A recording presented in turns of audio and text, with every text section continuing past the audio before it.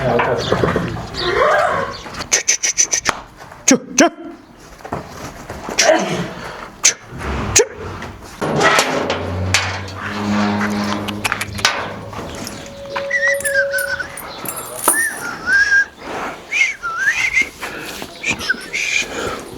жетпейді ау, я. Байлы, жылпаң алып қойын, жылпақ. Стресс болба. Стресс болба, алтыным біздің қызсың да. 3 минута 3 секунда қойып салды, қату болған темп. Бұл Қырғыз тарихындағы жорғодағы ең қату темптер болып қалышы мүмкін. Ай, чу.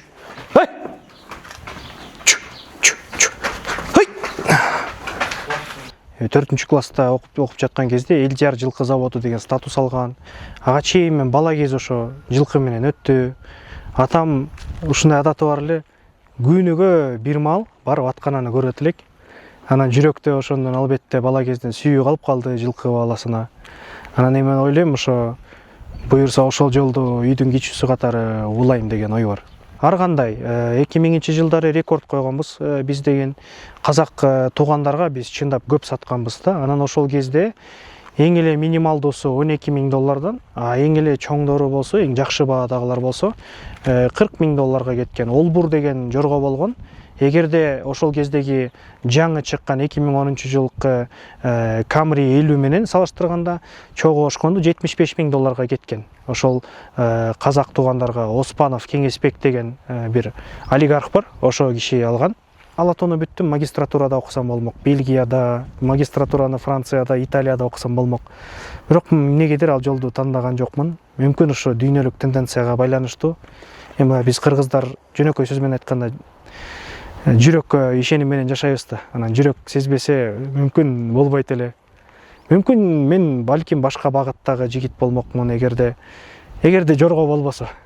Кыйынчылыктар өтө көп кыйынчылыктар. Жорго спорту менен кыйынчылык бул барабар, экөө бир синоним сөздөр десек болот да.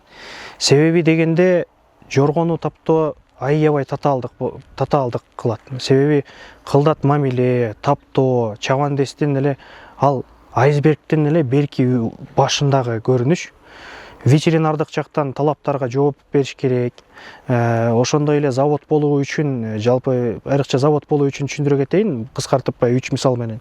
Эгерде мисалы жакшынакай кан болбосо, эгерде жакшынакай эмгек кылган саяпкер болбосо, эгерде мындай жетерлик климаттык шарт болбосо, анда жоргону чыгаруу чындап айтканда, жөнөкөй сөз менен айтканда кыйынга турат, аябай кыйынга турат. Аны эми күнүмдүк биз иштеп атканда кыйынчылыктар эми элестетип көрүңүз, чабандес балдар эртең мененки таңкы саат ушу жайкы мезгилде 3:30-да 4-тө туруп алып, биринчи атты тейлешет, кечинде кайра кээ бир учурда мажбур болот, 12:00-ге жатып калганда. Анан күнүмдө ошо аттар мындай жаракат албаса экен, аттар оорубаса экен деп кыялданып жашашат. Мына ошонун баардыгы тең биздин күнүмдүк берки жагындагы эле кыйынчылыктар болот. Эми атаандаштык бүгүнкү күндө чоң кыйынчылык. Бир эле сөз менен айтканда атаандаштык көп. Эгерде сен чоң ийгиликтерге жеткире айта албасаң, мисалы жеткире таптай албасаң, аттарыңды ошол багууну камсыз кыла албасаң, бүгүнкү күнү аралашуу чындап аябай татаал. Эгерде сенин жоргоң чоң жорголор арасында топ 5-тин арасында болсо, демек сен жакшы фермерсиң. А эгерде аттарыңан чемпион чыгып атса, анда эми албетте тиешелүү, демек талапка жооп берген кыймыл аракеттер болуп атат дегендин натыйжасы. Каражат менен эсептегенде биз биринчи эле чыгым бул айлык акыны эсептейли, айлык акыда көп. Бүгүнкү күнү Кыргызстанда жеке өзүбүздүн фермабызды айтпай эле коеюн, бирок бүгүнкү күнү жалпы Кыргызстанда орто статистика алуу менен тактап айтканда чабандеске 50,000–100,000 сом талап кылынат айына. Анан ошол жем чөбүн эсептегенде бир эмеде 30 түк беде жейт. 30 түк кеминде. 30 түк беде кымбат бүгүнкү күнү. Эгерде эң эле 300 сомдон эсептегенде өтө кымбат чыгып калат. Дары дармектерди эсепке албаганда. Ал эми ат чабышка барып келиш үчүн бүгүнкү күнү сиздер билесиздер, дизелдин ошондой эле бензиндин кымбаттыгын айтыш керек. Анан ошо тамак ашы, уюштуруу, жанагыдай салыктарды төлөө менен эсептегенде бир эле атка 150 миңден 300 миң сомго чейин айланат. Эгерде бул оору жаракатсыз болсо, сөзсүз түрдө айына. Капиталың болбосо жорго бакпа деген бир тилекке каршы орой сөз бар да. Пайдасы, эгерде сен акыркы эң кымбат трансфер деп коелу, сөз менен айтканда, эң кымбат ээлери сатканда айтылуу Чиксен Лок деген жорголор, мисалы биздин атаандаштардан Чиксен Лок, алар кымбат сатылган. Медок Лок дегендер болгон, алар аябай кымбат келген. Алар ошол кымбатка сатылып, эми мындайда биз кыялданабыз, биз фермадан 10 миң, 15 миң долларда кеминде жөнөкөй фермалар сатат. Жылкы завод статусу бар, биз кымбатыраак болуп калат. Эң чоң ийгиликтерди айта турган болсок, бул эми Элжар жылкы заводунун тарыхында эң чоң айта кетиш керек. Биринчи дүйнөлүк көчмөндөр оюндарда Барон аттуу чоң жоргобуз уткан.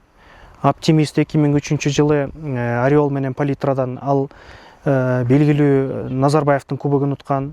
Анан ошондой эле Жумамүдүн Шералиевдин тойлору, Торгой Баатырдын тойлору, Ноорус кубогу, жылдагы өткөн 9 май, ошол жыл ичинде бир 30 оюн болсо, ошонун ичинен бир 11-12, мурун болсо 15-20сына тең байгеле орундарга жетишчүбүз да, эгерде эсептебегенде эң чоң жеңиштерибиз ушул.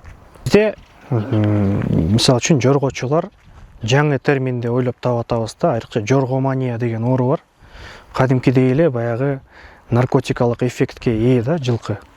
Күнүмдүк жашоодо эми мен наркоман эмесмин, мен билбейм, наркотик ос тийип да көргөн эмесмин, тамашалап айткандачы.